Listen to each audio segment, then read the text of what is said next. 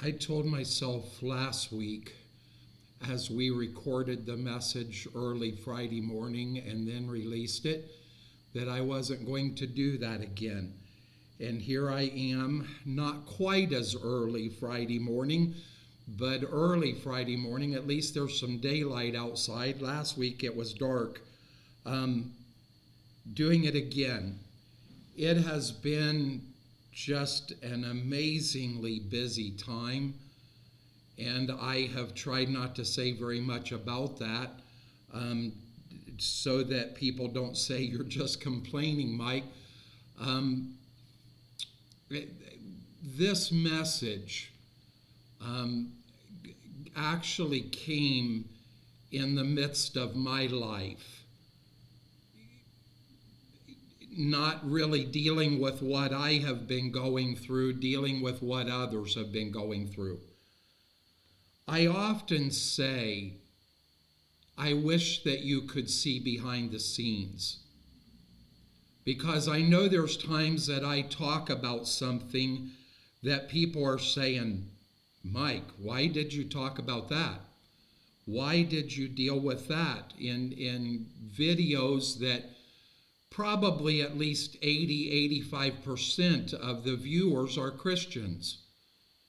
And I wish you could see behind the scenes of what is going on. The other day, honestly, I don't even remember what day it was, as things have been just that way of late. I probably had, well, not probably, I did have 6 messages going on all at the same time. Some of them was by phone call, some of them was by text message, some was by messenger. That's Facebook. For those of you that may not have the political things and or the current things, I should say. I don't know why political came out in that, but these were good people. These were not terrible sinners. These were good people that were on the verge of just saying, I want it all to end. Understand that just a couple of weeks ago, again, I got myself into problems when I looked at my medical doctor and said, I've been thinking about just putting the gun in my mouth and ending it. Was I really going to put the gun in my mouth? No, I wasn't. But the devil is so subtle that he begins to put thoughts into our minds, and a lot of times we begin to think that we are the worst person in the world, that we have failed God as bad as anyone could possibly fail God. And how do we respond to that? We're just at the end of everything. Why continue to try? Nobody cares. Nobody loves. It doesn't matter to anyone. I've come to that recognition that much of what we do doesn't matter to really hardly anyone. If I stop doing these things, 5 people send to me and say, please don't stop. And the devil begins to deal with that. And I was literally dealing with 6 people all at the same time, waiting on another big phone call. And just, it was like, wow. I wanted to go on Facebook and just say, does anybody have good news? If you have anything good happening to you, would you just share it with me? Because it's like it was bad. And in the middle of that, now I read in the Old Testament and the New Testament as well, front to back kind of thing. And in the New Testament, my devotions have been in Romans, and we are doing a study in the book of Romans in our podcast. And I am reading in 2 Samuel in the Old Testament. and I came upon 2 Samuel chapter 12. And I thought, wow, this speaks to where we are in the situations. And I thought, I'm going to do a video message, and I don't know if I will get this all done. I don't know. But it's something that we see in our lives. And David would say later in Psalms 51, my sin is ever before me. I worry about people that become so arrogant that they forget the reality that they sinned.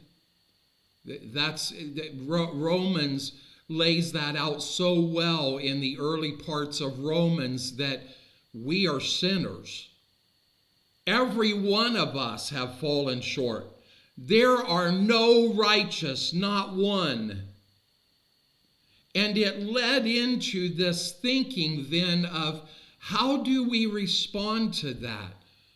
Well, the man of after God's own heart, King David, has fallen so badly beyond imagination. As I'm reading in chapter 11 of 2 Samuel, I believe it is, that it is talking about what David does as he goes for a walk out on his roof after getting out of bed at evening tide. You're not supposed to be in bed at evening tide. You're supposed to get out of bed at morning tide. And he got up at evening tide, and his men were out to war, battling, and David is laying in bed. And he goes out on the roof, and he sees Bathsheba, and he brings Bathsheba into himself, because, see, he's the king. He can do whatever he wants to. He commits adultery with Bathsheba, knowing that she is the wife of one of his faithful warriors that are out on the battlefield battling. She becomes pregnant, so he kills his faithful warrior, and he's in the middle of this situation. And in chapter 12 of 2 Samuel, it begins with the words, and the Lord sent Nathan unto David. Nathan was the prophet, and Nathan comes and shares a story about a man that is rich. And instead of him taking a sheep from his own fold, he takes a ewe lamb from the person that's all that person had, was that ewe lamb, and kills it and gives food to his friend. And David shows the attitude of what has made me so angry of late. And again, I wish that you could see behind the scenes.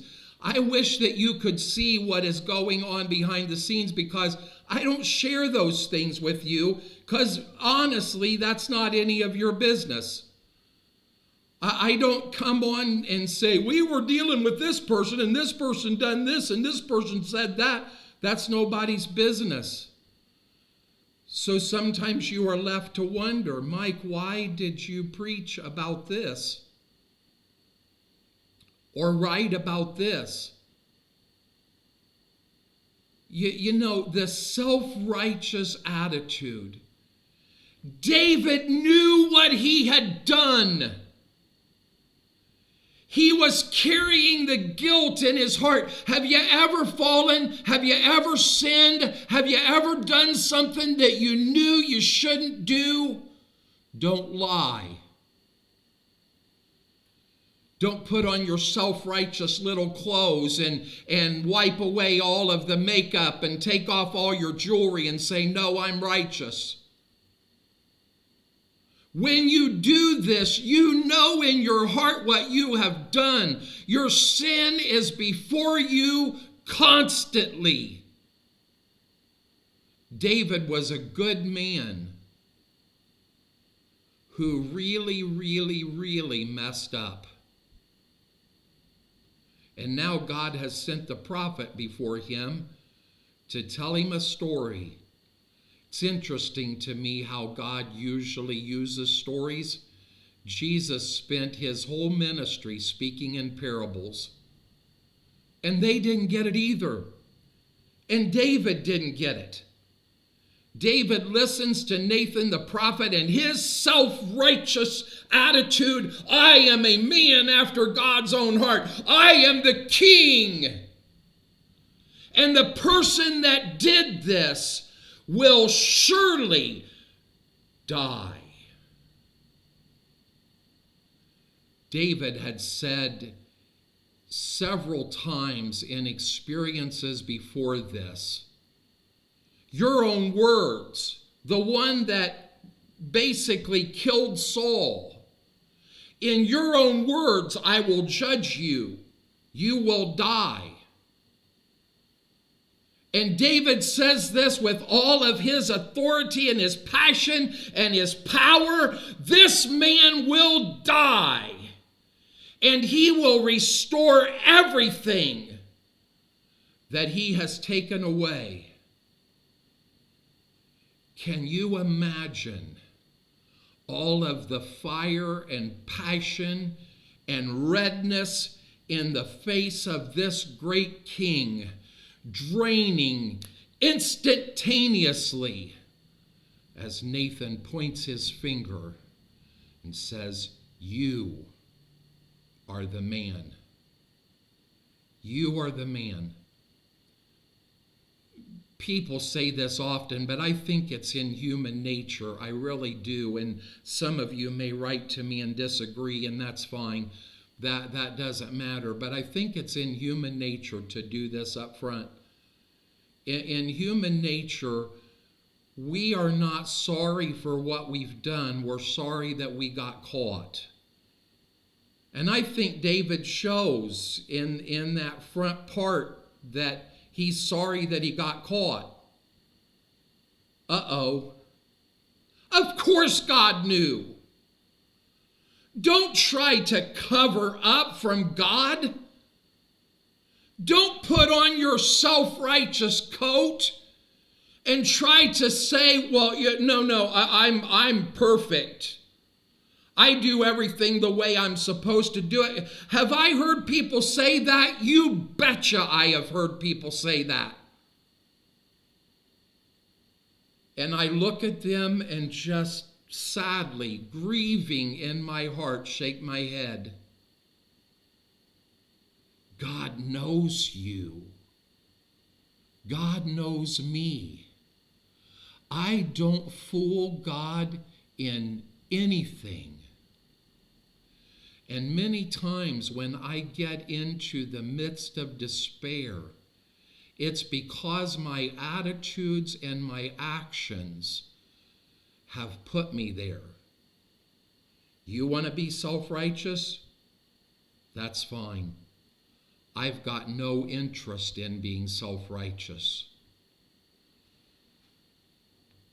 Nathan says to David, God is not going to hold your iniquities against you. You will not die. God will forgive you, David, of your iniquities. But, you see, there's always a but in that. Why do I say that? Because when you sin, there is always consequences. Will God forgive you? Yes, God will forgive you. It's important to remember that, and I hope that I remember to come back to that. God will forgive you. But there's consequences to the sin. And David paid greatly. The child that Bathsheba was impregnated with in your adulterous affair will die. David, the consequences of your sin will pass off onto that baby boy.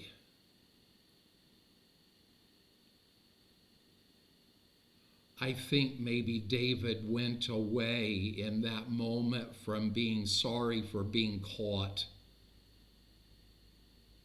And he began to be sorry for what he had done. He dresses in sackcloth and he fasts, refuses to eat. He's praying to God, please, please take away the consequences. I think of Jesus in the garden. Father, if it be possible, let this cup pass from me. I can't even imagine what Jesus was carrying on his human shoulders. The essence of sin itself. Sin separates us from God. And David is crying out to the God that has delivered him time after time after time after time. And God says no. And the baby dies. The consequences of sin.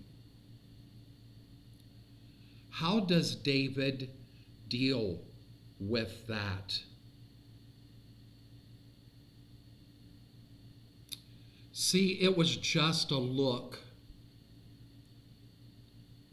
It was just a look that started this downfall. Seemed so innocent. She was beautiful. She's bathing. She doesn't have any clothes on. It was just a look. Well, you know, I can look at pornography and it doesn't hurt anybody.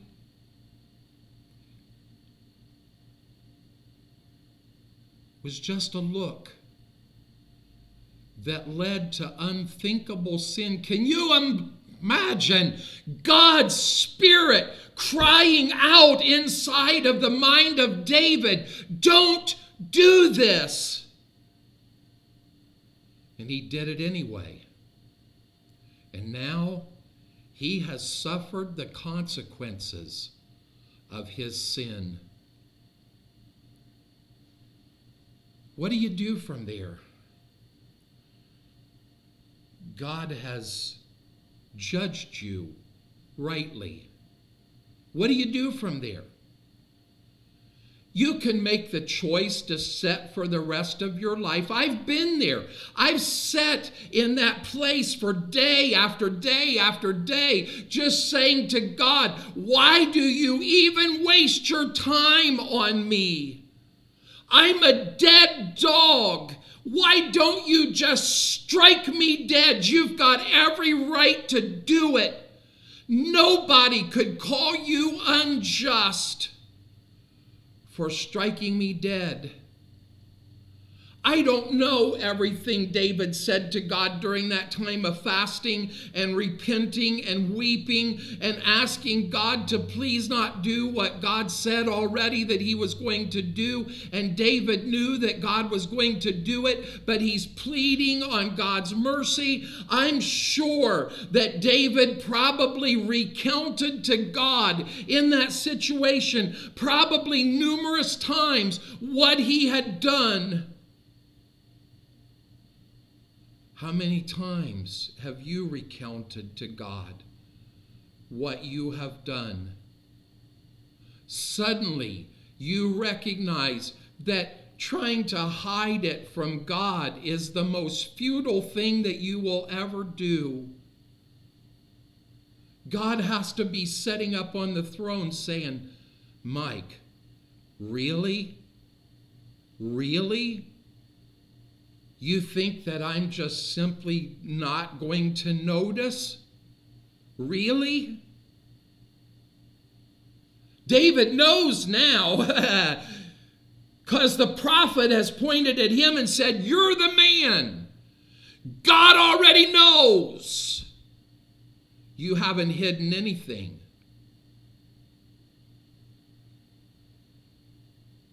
All of David's people are shocked. I hope that maybe you might go, I didn't read it. That was not for any particular reason. I hope that you will go and read these chapters in 2 Samuel 11 and 12 and take maybe 10. Take your way through the entire context of that. All of David's people are absolutely in shock of David's reaction to the news that his baby boy is dead. See, David reveals, even Absalom, who turns totally against David, David loved his children. God has said to him, I would have given you, I gave you your master's house, I gave you his throne, I gave you his family, I gave you everything. And if you would have just asked me, I would have given you anything else that you wanted. And you chose to take something that wasn't yours. Well, all of this stuff floods into my mind, and the reason is because I'm trying to grab totally a hold of this story. David's response was he gets up, he dresses in his clothes, he cleans himself up, he sits down at the table and says, bring me food. And all of his people are like, you haven't eaten all this time? You've been weeping and mourning and repenting, and now your baby is gone, and you get up and go on? It takes, and folks, I've talked about this a lot in ministry of things. We quote verses all of the time that our actions show we don't really believe. We don't really believe it. God says it, and we memorize it, and we quote it off, but then we act like it isn't true. If we confess our sins, God is faithful and just to forgive us our sins and to cleanse us from all unrighteousness. So then I should sit around for the next 6 months and remind myself of my unrighteousness. I just quoted it to you. I didn't read it. I've had that verse memorized, and so have many of you. But do we believe it? Our actions don't show it.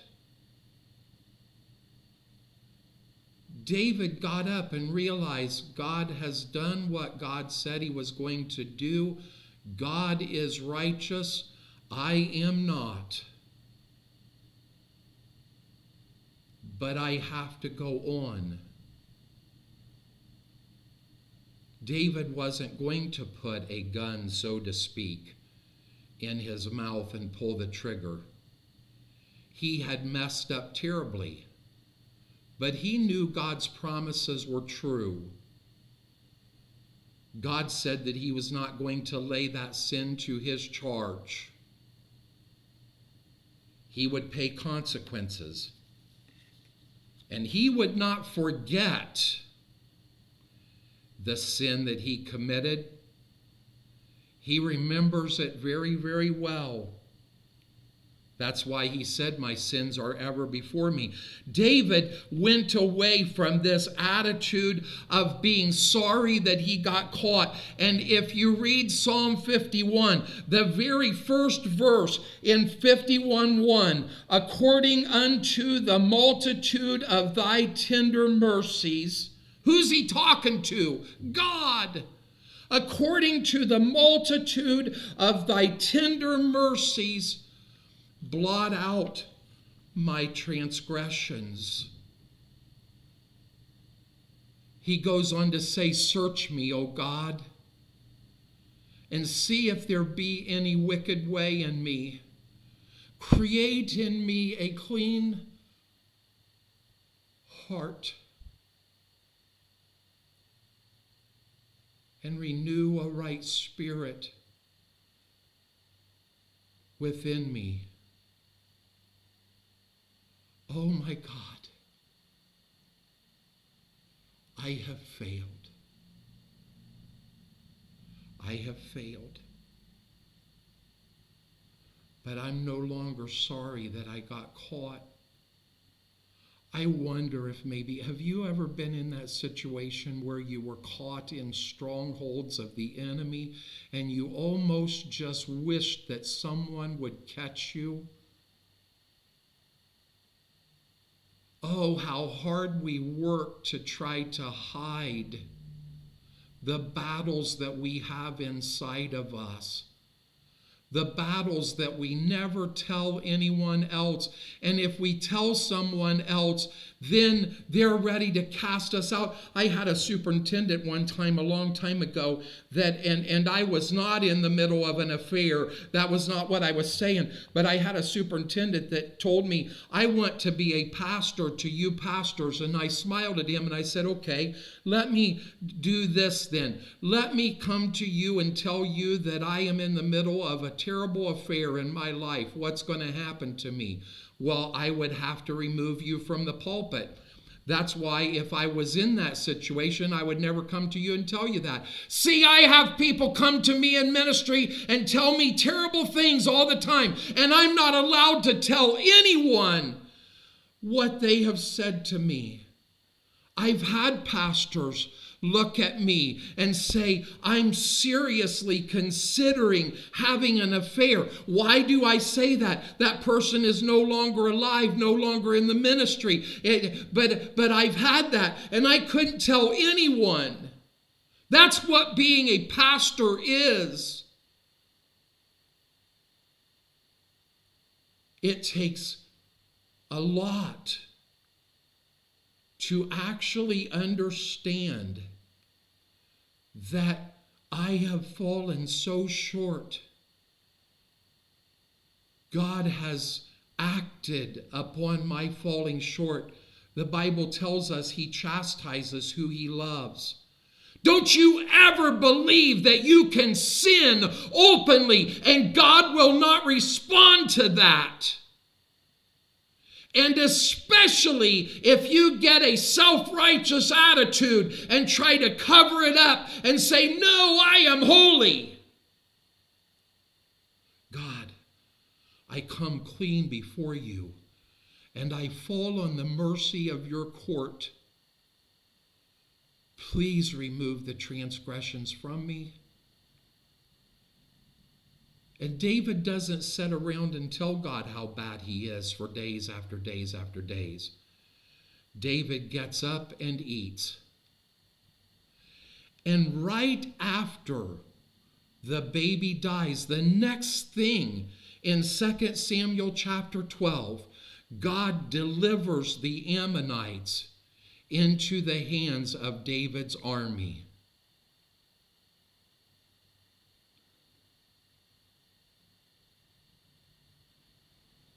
David and Bathsheba,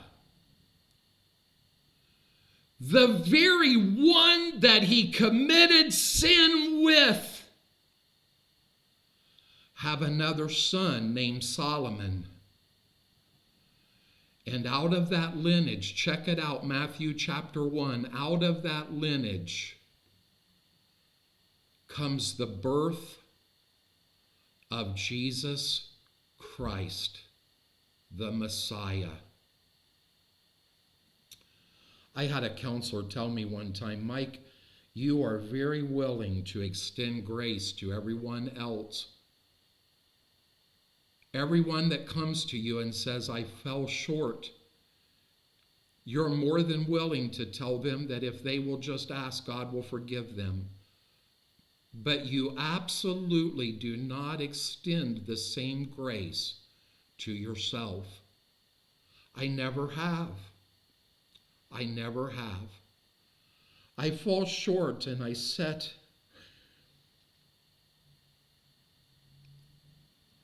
on the edge of my bed. And all I can say to my wonderful God and Savior that has done just unthinkable things on my behalf, I'm a dead dog.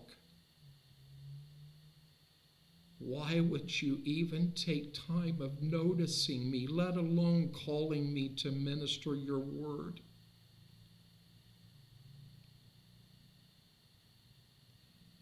God chastises me not because he's angry and he hates me and I'm this terrible, horrible person. He chastises me because he knows that in that chastisement I draw closer to him. That's his desire, that I become more like him. If he didn't chastise me, then I would continue to do. You need the consequence, because the consequence is what makes us realize, I don't want to do that anymore. Did David go out and commit adultery again? No, he didn't. God's message was clear. But God's message was not sent to him to tell him to sit in despair for the rest of his life, feeling like I can never be anything for God anymore. Churches make you feel that way. Well, you did this. I had a church just a while back tell my wife, well, he'll never be allowed to minister here again.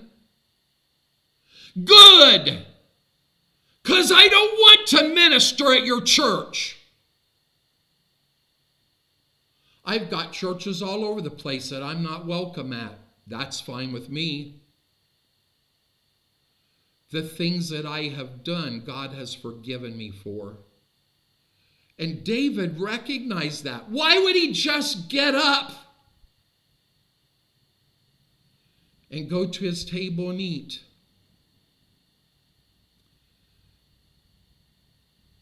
Maybe somewhere in things he had heard about the story of Job, as Job said, the Lord giveth, the Lord taketh away.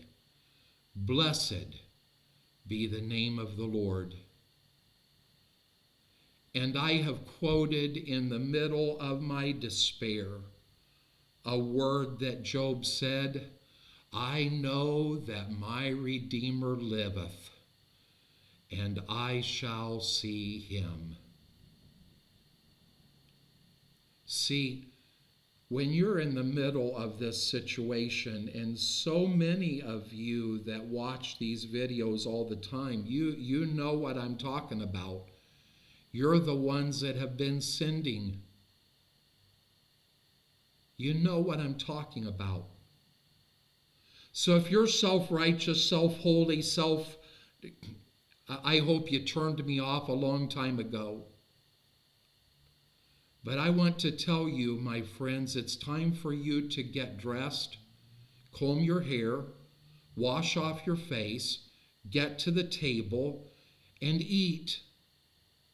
Remember, and see, I could, and I've run out of time. I need to stop. But remember what Jesus said to Peter and the disciples that have denied him and ran away from him and all of that as they come to the shoreline. And Jesus says, come and dine. Come and dine. Oh, yeah, you can bring the few fish that you caught. I've already got fish that have been cooking on the fire, boys. Come and dine. You messed up. You turned your back on me. You ran away. I'm going to use you. And God delivered city after city after city into the hands of these very disciples, just like God delivered the Ammonites right after all of this happened into the hands of King David. So Don't be flippant about falling short.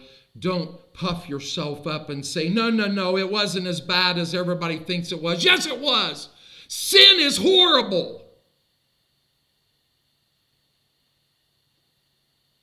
But where sin abounds, grace does much more abound. And oh God, according to your mercy and grace, please blot out our transgressions and create in us a clean heart. That's your response. Quit talking about taking your life or just letting your life go away. Clean yourself up. Get to the table and eat, because God has work for you and I to do.